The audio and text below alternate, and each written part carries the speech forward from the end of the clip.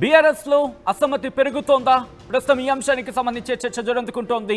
కవిత వ్యాఖ్యలకు sheeps and గోడ్స్ corporation మాజీ chairman Dudimetla మద్దతు తెలిపారు. కవిత చెప్పింది నిజమే అంటున్నారు ఆయన. జగదీశ్వర్ రెడ్డి పెద్ద దొంగ అంటున్నారు ఆయన.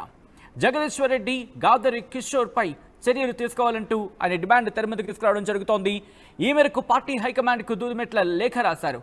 జగ్గు మగ్గు అంటూ జగదీశ్వర్ అలాగే కిషోర్లను ఉద్దేశించి ఆయన కామెంట్స్ చేశారు. నల్గొండ జిల్లాలో జగదీశ్వర్ రెడ్డి కారణంగా నష్టపోయిన వాళ్ళు వీళ్లే అంటూ ఓ జాబితా రిలీజ్ చేశారు ఆయన. ఉద్యమంలో ఉన్న కేసీఆర్ సైనికులకు కనీస గౌరవం దక్కట్లేదు అంటూ కూడా చెప్పుకొచ్చారు దూదిమెట్ల.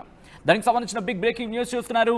ఇటు మాజీ ఇన్ఫాక్ట్ కార్పొరేషన్ మాజీ చైర్మన్ షీప్స్ అండ్ గోడ్స్ కార్పొరేషన్ మాజీ చైర్మన్ దూదిమెట్ల ఇప్పుడు కవితకు మద్దతు తెలిపారు. కవిత చెప్పింది నిజమే అంటున్నారు.